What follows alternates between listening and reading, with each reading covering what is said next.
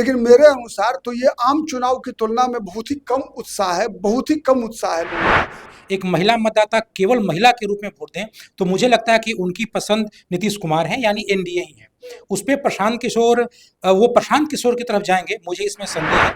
सबसे बड़ा दुर्भाग्य क्या रहा कि प्रशांत किशोर के पास बांकीपुर में स्थानीय कार्यकर्ता कम थे। प्रशांत किशोर के पास देखेगा, इसलिए मुझे ऐसा नहीं लगता कि कोई व्यक्ति जो पिछली बार नहीं गया था वोट देने, वो बीजेपी के कारण जाए या वो आरजेडी के कारण जाए। अगर वो जाएगा तो बदलाव के कारण जाएगा, तो वो केवल प्रशांत किशोर के हिस्से का है। कि वोट बिखरा सवर्ण का, बीजेपी से वोट टूटा है, लेकिन उसका बीजेपी को नुकसान नहीं है, बीजेपी को फायदा है। ठीक है, लेकिन इस बार कुर्मी कुशवाहा सब बीजेपी के साथ जा रहे हैं और ये सब फैक्टर बना है प्रशांत किशोर के। नितिन नवीन का जो रणनीति है, उसके कारण ही ये जो इलेक्शन है वो बीजेपी बनाम जनसुराज हो चुका है। ज्यादा मतदाता घर से निकलकर वोट डालते हैं, वोट बढ़ेगा तो प्रशांत किशोर को फायदा होगा। अगर 60% या 61% से जो भी वोट बढ़ेगा वो केवल प्रशांत किशोर का है। तो बांकीपुर के चुनाव को लेकर टिक टिक शुरू हो चुकी है, मतदाता घर से निकल चुके हैं, जोरदार तरीके से मतदान हो रहा है। और सबसे बड़ा सवाल कि जो वोटर्स घर से निकल रहे हैं वो किसको वोट करने जा रहे हैं, किन मुद्दों को लेकर वोट करने जा रहे हैं, और क्या इस बार पिछली बार से ज्यादा मतदान होगा, इस बार का मूड क्या है। इस बार खास तौर पर जो है बांकीपुर का चुनाव पूरे बिहार में, पूरे देश भर में चर्चा का विषय है, क्योंकि ये सीट जो है नितिन नवीन की सीट है। नितिन नवीन ने बीजेपी के राष्ट्रीय अध्यक्ष बनने के बाद बांकीपुर से इस्तीफा दिया था। पहले वो लंबे वक्त से यहाँ से विधायक थे। बीजेपी के लिए ये सीट साख की सीट है और इसीलिए ये जो है दिलचस्प हो चुका है चुनाव। हमारे साथ प्रदीप झा सर है, राजनीतिक विश्लेषक है आप, हमारे साथ रामबंधु वत्स सर है, आप भी राजनीतिक विश्लेषक है। तो इस चर्चा की शुरुआत करते हैं सर, चूंकि पोलिंग बूथ पर जितना ज्यादा वोटर्स पहुंच रहा है, लेकिन इस बार उत्साह भी दिख रहा है, अलग तरह का मूड भी दिख रहा है। आप क्या मानते हैं कि इस बार किसके पक्ष में जोरदार मतदान हो रहा है? अर्पिता, आप चूंकि ये उपचुनाव है, केवल एक ही सीट पर है, ठीक है, तो इसीलिए आपको उत्साह दिख रहा है। लेकिन मेरे अनुसार तो ये आम चुनाव की तुलना में बहुत ही कम उत्साह है, बहुत ही कम उत्साह है लोगों का। अगर पार्टियों में उत्साह ज्यादा है, वोटर्स में उत्साह कम है, आप ये कह रहे हैं? बात मैं पूरा करना चाहता हूँ। देखिए, प्रशांत किशोर अगर इस चुनाव में नहीं होते उम्मीदवार तो उत्साह कुछ भी नहीं होता। अच्छा। प्रशांत किशोर का फैक्टर ही है जो इस चुनाव को चुनौतीपूर्ण बना दिया, थोड़ा सा हाइप क्रिएट किया, पूरे देश भर में इस चुनाव की चर्चा होने लगी। ठीक है, वो सब कुछ जो कुछ भी हुआ है वो प्रशांत किशोर के फैक्टर के कारण हुआ है। अगर प्रशांत कुमार को माइनस कर दीजिए तो फिर क्या बचता है? तब तो फिर वही बचता है ना कि बीजेपी वर्सेस आरजेडी। चलिए सर, मान लेते हैं कि प्रशांत किशोर की वजह से जो है इस चुनाव में जबरदस्त रंग पड़ा है। सर, क्या लगता है ये जो चुनाव है, आपको क्या लगता है इतना खास कैसे बन गया और वोटर्स इस बार किस मिजाज में वोट करने जा रहा है? देखिए, खास तो बिल्कुल प्रशांत किशोर के कारण बना है, और इस उपचुनाव में जो प्रशांत किशोर ने मुद्दा बनाया है वो बिहार सरकार का जनमत संग्रह। तो ऐसे लग रहा है कि जैसे जनता की नज़र में ऐसे लग रहा है कि अगर ये चुनाव बीजेपी हारती है तो बिहार में कोई बहुत बड़ा राजनीतिक उथल पुथल हो जाएगा और शायद मुख्यमंत्री सम्राट चौधरी न रहे। इस तरह की जो गॉसिप है, पॉलिटिकल गॉसिप है, उसके कारण ये चुनाव काफ़ी खास है। देखने वाली बात है कि अंत तक आज वोटिंग प्रतिशत कितना है, क्योंकि उससे बहुत कुछ तय होगा। और मुझे लगता है कि ये चुनाव, इसकी नज़र अभी आज इस वक्त 3 राज्यों में, बिहार में, गुजरात में, मध्य प्रदेश में चुनाव हो रहा है, वोटिंग हो रही है। लेकिन देश की सबसे अधिक नज़र अगर कहीं पे होगी तो ये बांकीपुर की ही है। बिल्कुल। और बांकीपुर में बांकीपुर का मैं इसलिए बार बार चर्चा कर रही हूँ क्योंकि हमने इतनी ग्राउंड रिपोर्ट जो की है उसमें खास तौर पर बहुत सारे देश भर के जो मुद्दे थे वो भी बांकीपुर में चर्चा का विषय भी बने। और इसीलिए सर, हम जब बात वोटिंग की करते हैं तो सवाल ये होता है कि जो मुद्दे चर्चा में रहे, क्या वो वोटिंग के दिन भी मुद्दा रहे या नहीं रहे। तो मतलब मैं थोड़ा समझना चाहूंगी, घर से जो वोटर्स निकल रहे हैं वो खुद से निकल रहे हैं या पार्टी के लोग उनको निकाल रहे हैं? क्योंकि हम ये देखते हैं कि बहुत सारे लोग एजेंट बनाकर घर घर रखते हैं लोगों को और कहते हैं चलो वोट डालो, तो जो एजेंट जिस पार्टी के ज्यादा होंगे उसको ज्यादा वोट पड़ेगा। असली फैक्टर आपने बताया। ठीक है, सबसे मेन फैक्टर यही है कि तीनों पार्टियों में से बीजेपी, आरजेडी और प्रशांत किशोर, इन तीनों पार्टियों में से जो भी जिसके पार्टी के कार्यकर्ता अपने वोटर को बूथ तक खींच कर ले जाएंगे, वोटर निराशा के अंदर निराशा है, वोटर के अंदर उत्साह नहीं है। ये जो कुछ भी उत्साह आपको दिख रहा है ना सड़क पर, वो कार्यकर्ताओं की सक्रियता से है। प्रशांत किशोर के पास माने ठीक, आप चुनाव अभियान चलाइए, ठीक है, जितना दिन भी चला है आपने देखा होगा, सबसे ज्यादा हंगामा प्रशांत किशोर के कार्यकर्ताओं ने मचाया सड़क पर, ठीक है। लेकिन प्रशांत किशोर के साथ का दुर्भाग्य ये दिख रहा है अभी तक, ठीक है। परिणाम तो अभी तो शुरुआत ही हुआ है, वोटिंग अभी 1 आध घंटा का ही वोट पड़ा है, लेकिन सबसे बड़ा दुर्भाग्य क्या रहा कि प्रशांत किशोर के पास बांकीपुर में स्थानीय कार्यकर्ता कम थे। प्रशांत किशोर के पास देखे गए हैं, जितने भी कार्यकर्ता प्रशांत किशोर के पास देखे गए हैं, वो सब के सब पटना के बाहर के कार्यकर्ता हैं। अब वो कितना निकाल पा रहे हैं वोटर को, ये महत्वपूर्ण है। जहां तक मेरा मानना है कि चूंकि भारतीय जनता पार्टी संगठनात्मक स्तर पर देखेंगी अगर, तो बांकीपुर में काफी स्ट्रांग है, नितिन नवीन की सीट है, नितिन नवीन का कुछ तो क्वालिटी है, तब बीजेपी ने राष्ट्रीय अध्यक्ष बनाया, ठीक है। और नितिन नवीन के पास और क्या क्वालिटी है? सबसे बड़ी क्वालिटी है कि संगठन क्षमता। नितिन नवीन ने संगठन को बहुत बेहतर तरीके से बांकीपुर विधानसभा में बना कर रखा है, ठीक है। तो ऐसा नहीं है कि बीजेपी को केवल फायदा ही फायदा है, बीजेपी को कुछ ना कुछ ऐसा है जिस कारण से नुकसान भी होगा। संगठन स्तर पर वोटर्स को निकालने में कामयाब होगी बीजेपी, निश्चित रूप से होगा। और ये असर दिख रहा है, सुबह से ही दिख रहा है कि आप देखिए, हर बूथ पर जाकर देखिए, आप हर मोहल्ले में जाकर देखिए कि बीजेपी के कार्यकर्ता सड़क पर है। बिल्कुल, माहौल काफी गर्म है, हर पोलिंग एजेंट जो है बड़ी तत्परता से काम कर रहा है, लेकिन उसके पीछे भी बहुत सारे ऐसे कार्यकर्ता होते हैं जो बाकायदा ऑटो रिक्शा से, बाइक से मतदाताओं को बैठा कर ले जाते हैं कि भैया चलिए मतदान करिए, वो नजारा भी दिखता है। सर, मैं आपसे भी ये समझना चाहूंगी कि बहुत सारे ऐसे वोटर्स जो पीके को पसंद भी करते हैं, प्रशांत किशोर के बारे में अच्छा भी सोचते हैं, लेकिन वो घर से निकलकर आपको लगता है कि वो वोट करने भी जाएंगे, क्योंकि असली चुनौती तो यही है कि आप घर से निकलिएगा, वोट डालिएगा, तब तो परिणाम दीजिएगा। जी बिल्कुल, और इसमें जो संगठन की क्षमता होती है बहुत मायने रखती है। जो बूथ लेवल मैनेजमेंट होता है जिसको माइक्रो मैनेजमेंट कहते हैं, तो उसमें जो बूथ के लोग होते हैं जिनको घरों से लाने की जिम्मेवारी होती है, वो इतने मंझे हुए होने चाहिए कि उनको अपने मोहल्ले के बारे में जानकारी हो कि किसकी आदत है कि सुबह निकल के वोट दे दे, कौन है जो 12 बजे के बाद से पहले नहीं निकल सकता है। तो इस तरीके के जो मंझे हुए लोग, यानी जो स्थानीय हैं और स्थानीयता की उनकी समझ हो, ऐसे जो एजेंट हैं वो बीजेपी के पास हैं। इसमें प्रशांत किशोर कहाँ हैं, ये बहुत मसला है, क्योंकि ये फैक्टर जो ना आरजेडी को ही फायदा पहुंचा रहा है। मैं बता रहा हूँ, ठीक है, क्योंकि आरजेडी के पास क्या है कि आरजेडी के पास संगठन तो नहीं है, लेकिन जाति के आधार पर आरजेडी का संगठन है। अब जैसे नहीं, जैसे मुस्लिम मोहल्ला है, मान लीजिए मुस्लिम डोमिनेटेड एरिया है, वहां भले ही आरजेडी का वार्ड अध्यक्ष नहीं है, वार्ड का कमिटी नहीं है, मंडल का कमिटी नहीं है, लेकिन जो मुस्लिम वोटर है वो मुसलमान के रूप में ही एक संगठन है।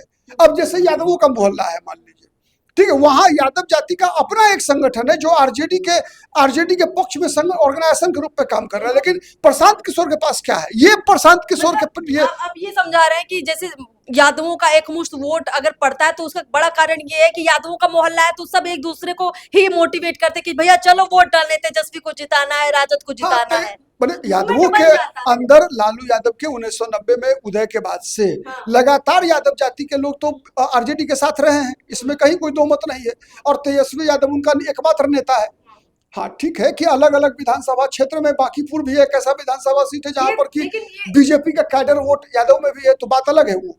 लेकिन ये देखना दिलचस्प रहेगा कि भैया यादवों को कितना कौन पार्टी अलग से निकाल पाती है। अब मैं बात उसकी करती हूँ जो माना ये गया कि ये बहुत बड़े फैक्टर के रूप में काम करती है बिहार के चुनाव में। महिलाओं की मैं बात करूं, आपने देखा होगा कि 2025 के चुनाव में जो प्रचंड जीत मिली एनडीए को, उसके पीछे सबसे बड़ा कारण ये था कि महिलाओं ने सबसे ज्यादा वोट किया और जो वोटिंग परसेंटेज बढ़ा वो महिलाओं की वजह से बढ़ा। तो क्या है बांकीपुर के भी चुनाव में आप देख पा रहे हैं कि महिलाएं जो है इस बार कुछ अलग तरीके से वोट करेंगी, क्योंकि वोट अपील प्रशांत किशोर ने बहुत अलग तरीके से की। खास तौर पर बीजेपी ने प्रयास किया, लेकिन बीजेपी के कार्यक्रम में जीविका दीदियां ज्यादा दिखी। हालांकि वोट बीजेपी को नीतीश कुमार की वजह से कर सकती है महिलाएं, आप क्या मानते हैं? देखिए, जो महिला मतदाता जाति के कारण वोट न दें या परिवार के जो अन्य लोग हैं उनके साथ उनकी विचारधारा से मिलकर वोट न दें, एक महिला मतदाता केवल महिला के रूप में वोट दें, तो मुझे लगता है कि उनकी पसंद नीतीश कुमार है, यानी एनडीए ही है। उस पर प्रशांत किशोर, वो प्रशांत किशोर की तरफ जाएंगे, मुझे इसमें संदेह है, क्योंकि आज भी बिहार की जो महिलाएं हैं, जो जितने भी वेलफेयर स्कीम हैं, उनसे सबसे अधिक खुश अगर कोई हो रहा है तो महिलाएं हैं। और महिला मतदाता को ये मत समझिए कि वो भोली भाली हैं जो किसी स्लोगन से, किसी पंच लाइन से वो फिसल जाएं। देखिए, उनको पता है, महिला से बेहतर किसको पता है कि सुशासन का क्या अर्थ है। आप कभी जब 90 के दशक को याद कीजिए तो सबसे अधिक सुशासन किसे कहते हैं, ये प्रशांत किशोर थोड़ी बताएंगे, महिला को पता है। और ऊपर से उनको वेलफेयर स्कीम मिल रहा है, उनको पेंशन मिल रहा है, वृद्धा पेंशन मिल रहा है, मुफ्त में अनाज मिल रहा है। तो मुझे लगता है कि वो सजग हैं और वो रात में ही सबके दिमाग में तय हो चुका होगा कि इस वक्त किसको वोट दें। बिल्कुल, अभी जो वोट देने महिलाएं तमाम जो जा रही हैं, जो महिलाएं निकल रही हैं, वो किसको वोट देने जा रही हैं, ये बड़ा सवाल है। क्योंकि महिलाएं जिस तरफ शिफ्ट होती हैं उसको अच्छा खासा एज दे देती है। अब क्या मानते हैं? बात अर्पिता, एक और बात जो नोटिस करने वाला है वो क्या हुआ है, परिवर्तन देखिए कि सवर्ण वोटर माना जाता है भारतीय जनता पार्टी का वोट बैंक, ठीक है। लगभग 95 के बाद से 95 तक तो सवर्ण कांग्रेस के साथ था, लेकिन जब कांग्रेस पार्टी लालू यादव के साथ गई तो सब सवर्ण जो है बीजेपी के साथ आ गए। लेकिन इस बार सवर्ण वोट में बिखराव वो कुछ हद तक दिखा है और इस बिखराव का बीजेपी को फायदा मिला है। आपको यह आश्चर्य लगेगा कि वोट बिखरा सवर्ण का, बीजेपी से वोट टूटा है, लेकिन उसका बीजेपी को नुकसान नहीं है, बीजेपी को फायदा है। ये कैसे हुआ? ये ऐसे हुआ कि प्रशांत किशोर ने Bharat Tiwari encounter, UGC act में जो मामला आया था उसका, इस प्रकार से प्रशांत किशोर के समर्थकों ने इस विषय को आगे बढ़ाया। सवर्णों में एक बने उत्तेजना भारतीय जनता पार्टी के खिलाफ जो है पैदा करने का प्रयास किया, विशेषकर सम्राट चौधरी को सवर्ण विरोधी बताने का प्रयास किया। तो ये फायदा कर गया है बीजेपी को। भी उल्टा क्या हुआ कि जो पिछड़े अति पिछड़ी जातियां, गैर यादव पिछड़ा और अति पिछड़ा समाज, जो दलित महादलित है, ये सब बीजेपी के पक्ष में और ज्यादा एकजुट हो गए। जो वोट आरजेडी कुछ काटती थी, जैसे कुर्मी जाति का वोट पिछले चुनाव में आरजेडी ने काटा, कुशवाहा का वोट काटा था, ठीक है। लेकिन इस बार कुर्मी कुशवाहा सब बीजेपी के साथ जा रहे हैं और ये सब फैक्टर बना है प्रशांत किशोर के कारण। अच्छा। प्रशांत किशोर ने जो सवर्ण कार्ड खेलने का प्रयास किया, चाहे वो भरत तिवारी के माध्यम से, चाहे यूजीसी एक्ट के माध्यम से, तो इसका फायदा बीजेपी को हुआ है। सवर्ण वोट तो बटा, लेकिन उसके बदले में अगर मान लीजिए 5000 सवर्ण वोट घटा बीजेपी का, तो उसके बदले में 10,000 वोट की आमदनी हो रही है बीजेपी को। तो ये बीजेपी के लिए जो है बड़ा गेन कह सकती हैं आप। तो चुनावी विश्लेषक तमाम जो बातें कर रहे हैं उसको हमें थोड़ा गहराई से समझना होगा। देखिए, चुनावी रणनीतिकार भले प्रशांत किशोर रहे हो, लेकिन जब बात चुनाव लड़ने की आती है, खास तौर पर जब बात बिहार की आती है, तो बहुत सारे जो है तस्वीर बदल जाती है। बता दूं अर्पिता, 4 दिन पहले तक ये लग रहा था क्या कि बांकीपुर के मुस्लिम वोटर, वैसे बहुत बड़ी संख्या नहीं है यहाँ, लेकिन बांकीपुर के मुस्लिम वोटर जो प्रशांत किशोर के साथ दिख रहे थे, आज वो सब आरजेडी के साथ दिख रहे हैं। एक और दूसरा, 5 दिन पहले तक लग रहा था कि यादव जाति का लगभग 50% वोट बीजेपी को मिल जाएगा, इसलिए कि लग रहा था कि बीजेपी का मुकाबला प्रशांत किशोर से हो रहा है। तो प्रशांत किशोर को हराने के लिए यादव जाति जो आरजेडी को वोट दे रही है, आज वो बीजेपी के साथ जाती हुई दिख रही थी। माने एंटी सवर्ण यादव के अंदर माइंडसेट जो बन रहा था, वो बीजेपी के साथ जाती दिख रही थी, वो अब आरजेडी के साथ आ रही है। और जो मुसलमान जो प्रशांत किशोर के साथ जा रहे थे, वो भी आरजेडी के पास जा रही है। तो ये भी एक नोटिसेबल जो है और डिफरेंस आया है एक सप्ताह के अंदर में। आप ये भी समझेंगे कि जो लोग वोट डालने के लिए निकल रहे हैं, क्या वो इस बार ये सोचकर निकल रहे हैं कि भैया नितिन नवीन राष्ट्रीय अध्यक्ष बन गए हैं, बीजेपी की तरफ से इतना बड़ा उनको तोहफा मिला है, बांकीपुर के बेटे को सीधे राष्ट्रीय अध्यक्ष बनाया, क्या ये सारे फैक्टर काम कर रहे हैं? क्या नितिन नवीन का चेहरा काम कर रहा है? देखिए, नितिन नवीन का जो अनुभव है संगठन का, वो काम कर रहा है। मुझे नहीं लगता कि उनका चेहरा काम कर रहा है। मुझे लगता है कि इस पूरे इलेक्शन में वो लूजर है, बिग लूजर है। क्योंकि अगर ये जो चुनाव है वो नितिन नवीन के चेहरे पे होता, अगर उसमें जो घोषित तौर पे जो उनके स्टार प्रचारक आए, जिसको प्रशांत ने भुनाया, अगर वो चीजें नहीं होती, अगर प्रशांत बनाम नितिन नवीन अगर हो जाता, तो बीजेपी के लिए इतना अधिक तनावपूर्ण नहीं रहता। और देखिए, प्रशांत किशोर को ताकत कैसे मिली है?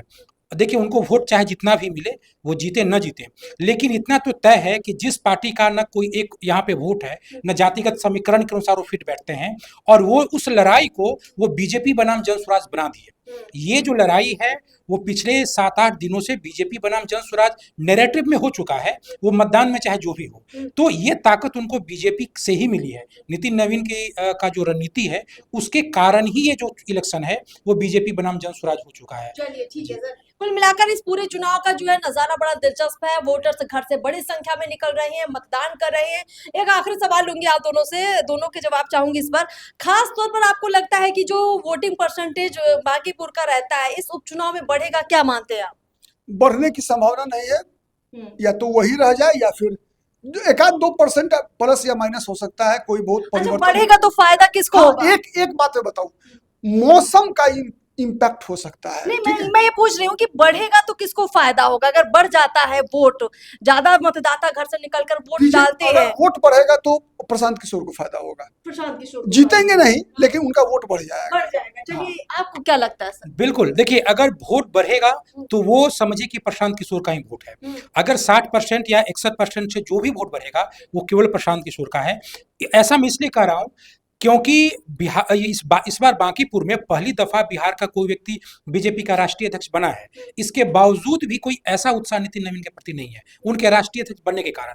हाँ, नितिन नवीन का अपना जो अनुभव है संगठन का वो काम हो रहा है, लेकिन उनके चेहरे का कोई प्रभाव, उनके राष्ट्रीय अध्यक्ष बनने का कोई प्रभाव नहीं है। इसलिए मुझे ऐसा नहीं लगता कि कोई व्यक्ति जो पिछली बार नहीं गया था वोट देने वो बीजेपी के कारण जाए या वो आरजेडी के कारण जाए। अगर वो जाएगा तो बदलाव के कारण जाएगा, तो वो केवल प्रशांत किशोर के हिस्से का ही वोट होगा। देखिए, यही बड़ा दिलचस्प फैक्टर है कि अगर वोटिंग परसेंटेज बढ़ता है, यानी ज्यादा पब्लिक घर से निकलकर वोट डालती है, शाम होते होते अगर वोटिंग परसेंटेज जबरदस्त होता है तो इसका मतलब है कि सीधे सीधे प्रशांत किशोर को बढ़त मिल रही है।